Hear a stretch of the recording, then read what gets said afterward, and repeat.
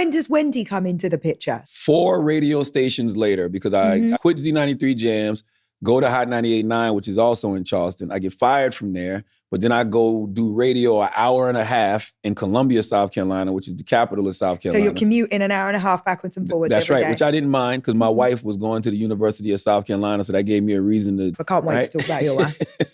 And so when I was in Columbia, Wendy was actually syndicated on Hot 103.9 in Columbia, South Carolina. So Wendy was Wendy back then. Oh, right? yeah. She was a big deal. So this was a break for you. This was 2002. So the parent company, Inner City Broadcasting, owned those stations in South Carolina and owned the station in New York.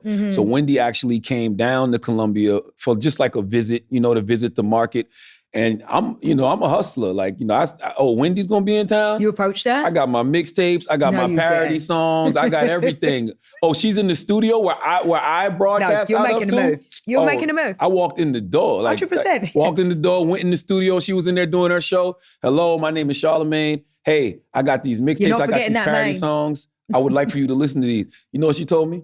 She said, get the out of here. No, she did not. I'm doing my motherfucking radio show. Take that mixtape to my husband.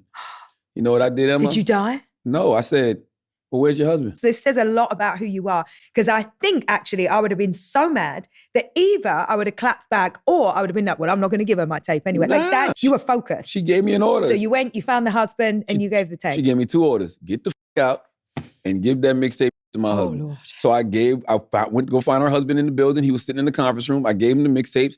Guess what? He actually listened and we had a conversation. That built a relationship. A bit of a rapport. And then one day they asked me to come up to Wendy's show in New York. Not to come to her show. They asked me to come to a party she was throwing. In the party, Wendy told me, hey, won't you come on my show tomorrow? And you can't tell me that. So now I'm blowing up her phone, her husband's phone. Like, yo, Wendy told me to come on tomorrow. Wendy told me to come on tomorrow.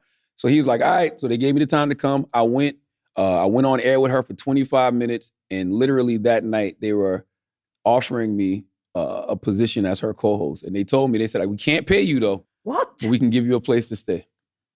And that's what they did. And I moved up here and I worked for like a year and a half for free. You moved without any job security and you just took that without being paid. Listen, I didn't have no kids or anything at the time. And I'm a type of person that I can recognize opportunity when it's not a paycheck attached to it. Oh, wow.